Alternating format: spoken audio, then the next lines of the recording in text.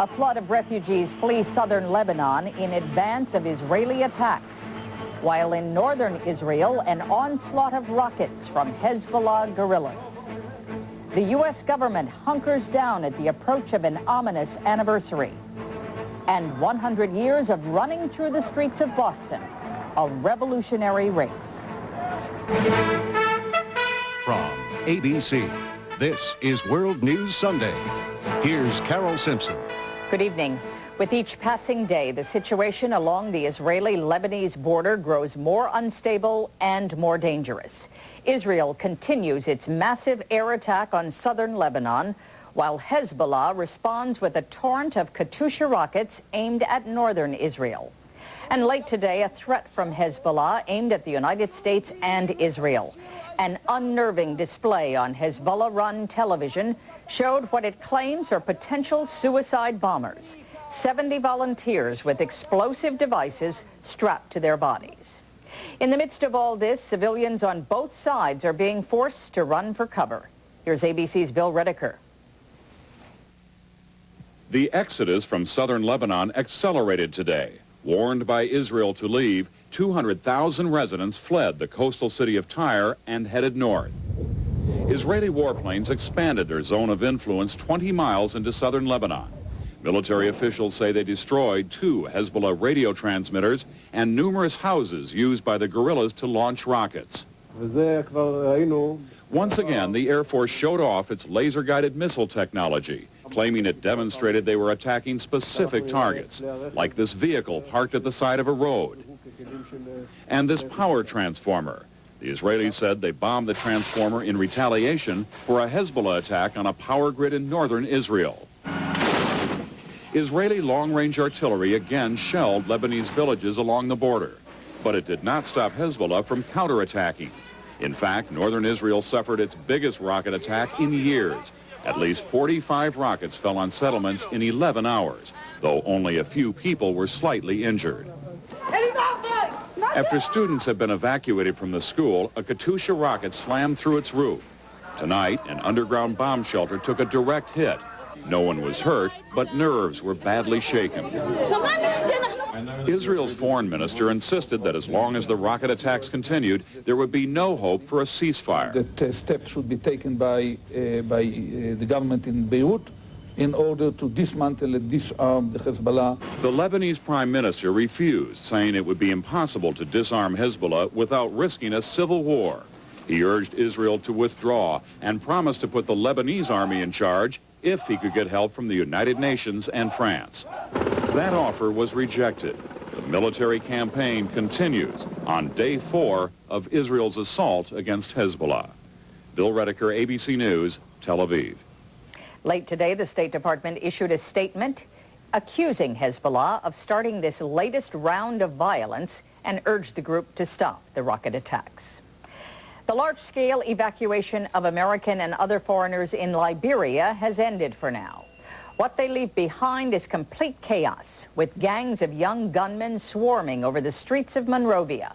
It has been a week since the peace between the Liberian government and rebel forces broke down. ABC's Sheila McVicker arrived today in the Liberian capital. Just outside the U.S. Embassy in Monrovia, some of the scenes of chaos that have led so many to flee the country. Armed militiamen, including teenagers, roam the streets. There is no law or order. Looters are taking everything they can get.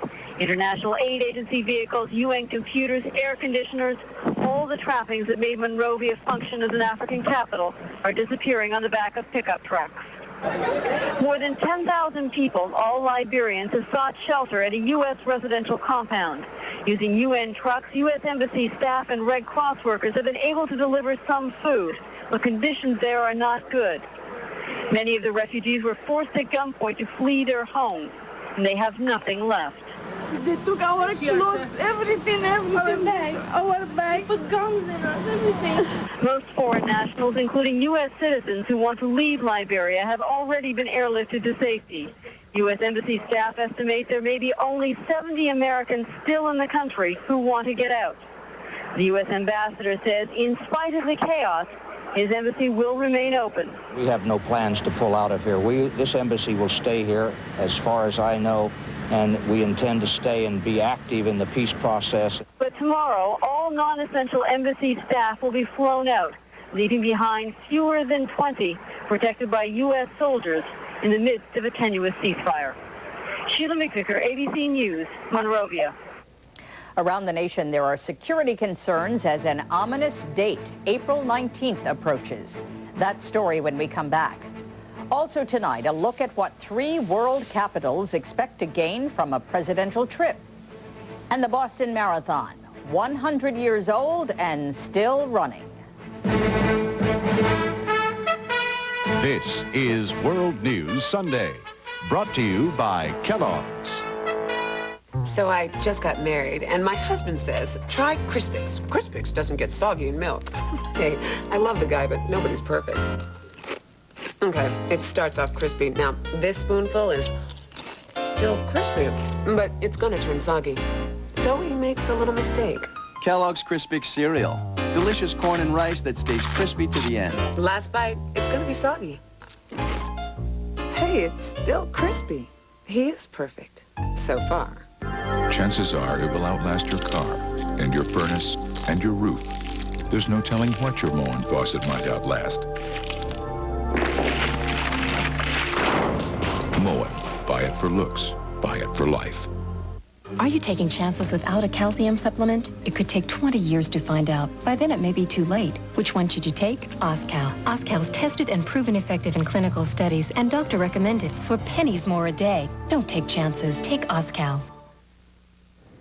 A tragic accident in Montana has claimed the first life in the 3-week-old standoff between federal agents and the so-called Freemen. Special Agent Kevin Kramer, 34 years old, was killed today when his car skidded off a dirt road near the Freeman compound. Kramer arrived just yesterday from the FBI's SWAT headquarters in Omaha. Federal agents across the country are on alert this week as a troubling date draws near. A day of special significance among those groups resisting federal authority. Here's ABC's Juju Chang. For the federal government, as the